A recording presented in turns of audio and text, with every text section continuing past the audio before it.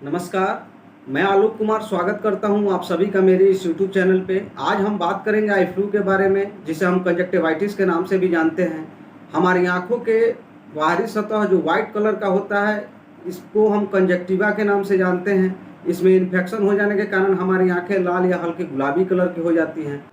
पिछले दिनों भारी बारिश, बाढ़ एवं वातावरण परिवर्तन में बहुत सारे लोगों ने अपने आंखों में ऐसे दिक्कतें महसूस किए।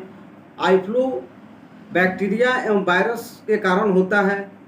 आज हम इस वीडियो के माध्यम से जानेंगे कि आई फ्लू क्या है, इसके सिम्टम कौन कौन से आते हैं, इसके लक्षण कौन कौन से आते हैं, आई फ्लू में हमें कौन कौन सी सावधानियों पे ध्यान देना चाहिए, क्या हम आई फ्लू होने से पहले ही इसे रोक सकते हैं, आई फ्लू होने के बाद हमें किन चीज़ों को ध्यान रखना चाहिए, क्या हम इसका इलाज घर पे रख के कर सकते हैं या फिर हमें हॉस्पिटल में एडमिट होना चाहिए।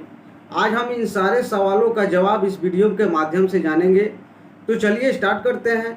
वीडियो स्टार्ट करने से पहले एक छोटा सा रिक्वेस्ट कि जो भी इस चैनल पे नए हैं वे इस चैनल को सब्सक्राइब कर लें, बेल आइकन को पुश कर लें, ताकि जब भी मैं इस तरह का स्वास्थ्य से संबंधित वीडियो लेके आऊँ तो वो वीडियो का नोटिफिकेशन सबसे पहले आप तक पहुँचे और आप उस वीडियो का लाभ उठा सकें। तो चलिए स्टार्ट करते हैं। आई फ्लू एक तरह का एलर्जी या इन्फेक्शन होता है। इसके साथ ही यह उस वायरस के वजह से भी होता है जिसके कारण हमें सर्दी या जुकाम होता है।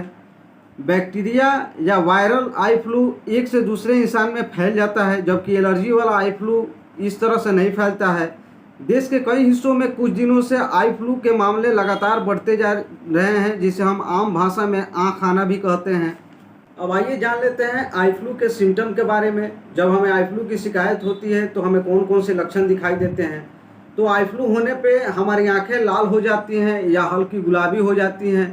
आँखों के पलकों में स्वेलिंग हो जाएगी, आँखों में भारीपन, आंखें खोलने एवं बंद करने में कठिनाई दिक्कत होती है, हमारी आँखों से पानी निकलता है, यह पीले रंग का लस्सी जैसा पदार्थ होता है, हमारी आँखों में चुभन, जलन एवं खुजली हो सकती है। किसी भी प्रकार की लाइट्स, चाहे वो सनलाइट्स हो या किसी बल्ब की लाइट हो, हमें बर्दाश्त नहीं होती है। लाइट में हमारी आंखें चुभने लगती हैं। अगर बच्चों में हो तो बुखार हो सकता है, क्योंकि बच्चों में इम्यूनिटी पावर कम होता है। अगर ये सारे सिम्टम हमें दिखाई देते हैं तो हो सकता है यह आई फ्लू के सिम्टम हो। लेकिन आँखों में ललापन आना आँखों की और भी कई सारी बीमारियों के कारण हो सकता है। तो आपको ऐसे सिचुएशन में तुरंत अपने नज़दीकी डॉक्टर से संपर्क करना चाहिए। कभी कभी यह इन्फेक्शन आगे बढ़कर काली पुतली पर भी आ सकती है, हमारे कर्निया पर भी आ सकती है। ऐसे सिचुएशन में हमें धुंधली दिखाई देना शुरू हो जाती है। इन सिचुएशन में हमें इमीडिएट डॉक्टर से संपर्क करना चाहिए और प्रॉपर इलाज लेना चाहिए, अन्यथा इस सिचुएशन में हमारी नज़र हमेशा के लिए धुंधली हो सकती हैं। अब आइए जान लेते हैं कि आई फ्लू होने के बाद हम इसका ट्रीटमेंट किस प्रकार से कर सकते हैं, इसके क्या बचाव के उपाय हैं। तो आई फ्लू होने के बाद हमें आँखों को नहीं छूना चाहिए, आँखों को नहीं रगड़ना चाहिए, कॉन्टैक्ट लेंस का प्रयोग नहीं करना चाहिए, काला चश्मा पहनना चाहिए। काला चश्मा पहनने का पर्पस यह है कि हमारे हाथ जो हैं वो आँखों से टच ना हो, साथ ही साथ जो धूप है या जो लाइट है उससे पेशेंट को चुभन ना हो, उससे पेशेंट बचा रहे। इससे आँखों को ठंडक भी मिलती है। बहुत सारे लोगों के मन में यह डाउट रहता है कि अगर किसी व्यक्ति को आई फ्लू हुई है तो उनके आँखों में अगर हम देखते हैं तो हमें भी आई फ्लू हो जाएगा। तो मैं आपको बता दूं कि ऐसा नहीं हो सकता है। अगर किसी व्यक्ति को आई फ्लू है और उसे अपने हाथों से अपनी आंखों को छुआ है और उससे आप हाथ मिलाते हैं या फिर किसी भी तरह से उसके संपर्क में आते हैं, तो आपको आई फ्लू का शिकार आप हो सकते हैं, आपको आई फ्लू होने की संभावनाएं हो सकती हैं। यह इन्फेक्शन कोविड के जैसा है। कोविड में हम सलाह देते थे कि अपने मुंह और नाक को नहीं छुएं, हाथ को सैनिटाइज करते रहें, और आई फ्लू में हम सलाह देते हैं कि अपने आँखों को न छुएं और हाथों को सैनिटाइज करते रहें। आई फ्लू में आँखों की सफाई बहुत ही ज़रूरी होती है। आँखों को पानी से नहीं धोना है। आप आँख को टिश्यू पेपर से आँखों की सफाई करें या फिर हल्के गुनगुने पानी से आँखों की सफाई करें। तौलिया और रुमाल का प्रयोग नहीं करें। आमतौर पर हम देखते हैं कि आई फ्लू की शिकायत किसी एक फैमिली मेंबर को होने पे उस फैमिली के सारे मेंबरों को आई फ्लू होने की संभावनाएं बढ़ जाती हैं। तो हम कुछ सावधानियां बरतकर इसे एक व्यक्ति से दूसरे व्यक्ति में फैलने से इसे रोका जा सकता है। आई फ्लू वाले व्यक्ति को थोड़ा सा सेपरेट रखें, उनकी कपड़ा, उनका तौलिया, उनका बिस्तर अलग रखें, घर को सैनिटाइज रखें। आई फ्लू वाले व्यक्ति जब भी आँख को छूते हैं और उससे कोई दूसरे वस्तु को छूते हैं तो आप उस वस्तु को न छुएं, उन्हें सैनिटाइज करने के बाद ही छू सकते हैं। साफ सफाई का विशेष ध्यान रखें। किसी भी प्रकार की शेयरिंग आई फ्लू वाले व्यक्ति के साथ नहीं करें, चाहे वो मेडिसिन हो, आई ड्रॉप हो, उनसे किसी भी प्रकार का शेयरिंग नहीं करें।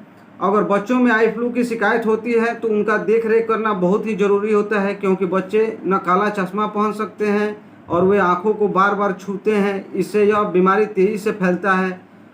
उन्हें स्कूल से 5-6 दिनों की छुट्टी ले लें, क्योंकि इससे स्कूल के अन्य बच्चों को भी फैलने के चांसेस ज़्यादा हो जाते हैं। कुछ लोगों का ऐसा डाउट रहता है कि आई फ्लू वाले व्यक्ति को बंद अंधेरी कमरों में रहना चाहिए, मोबाइल और लैपटॉप से दूर रहना चाहिए। तो मैं आपको बता दूं कि इसका कोई भी साइंटिफिक रीज़न नहीं है। आप ठंडे जगह पे, किसी भी नॉर्मल जगह पर आप रह सकते हैं और अपने आँखों के क्षमता के अनुसार मोबाइल और लैपटॉप भी चला सकते हैं। ओवरऑल इस वीडियो के माध्यम से मैं आपको यही बताना चाहता हूं कि आप आई फ्लू से में पैनिक न हो। आप इसका घर पे रहकर ही साफ सफाई से और इसका हल्का ट्रीटमेंट, हल्का आई ड्रॉप डॉक्टर की सलाह से लेकर इसका इलाज आप घर पे ही कर सकते हैं। लेकिन अगर सिचुएशन किसी भी तरह का क्रिटिकल होता है तो आपको इमीडिएट तुरंत डॉक्टर के संपर्क में आना चाहिए और उसके देख रेख में आपको मेडिसिन का सेवन करना चाहिए। कुछ लोगों के आंखों में काला मोतियाबिंद या फिर किसी और बीमारी के कारण आंखों में ड्रॉप का इस्तेमाल करते हों और उन व्यक्ति को आई फ्लू की शिकायत हो जाती है, तो उनका मेरा सजेशन है कि आप डॉक्टर से मिलें। आप डॉक्टर के प्रिस्क्राइब से जो भी ड्रॉप आपको दिया जाता है आप उस ड्रॉप को लगाएं और उसके साथ साथ आप इस मोतियाबिंद के ड्रॉप का भी प्रयोग कर सकते हैं। तो यह रहा आई फ्लू से संबंधित जानकारियां। आपको यह जानकारी कैसा लगा आप हमें कमेंट करके बता सकते हैं, या फिर इससे जुड़ी आपकी कोई सवाल हो तो आप हमसे पूछ सकते हैं, हम उसका जवाब अवश्य देंगे। फिर मिलते हैं नेक्स्ट वीडियो में किसी और स्वास्थ्य से जुड़ी जानकारी के साथ। नमस्कार।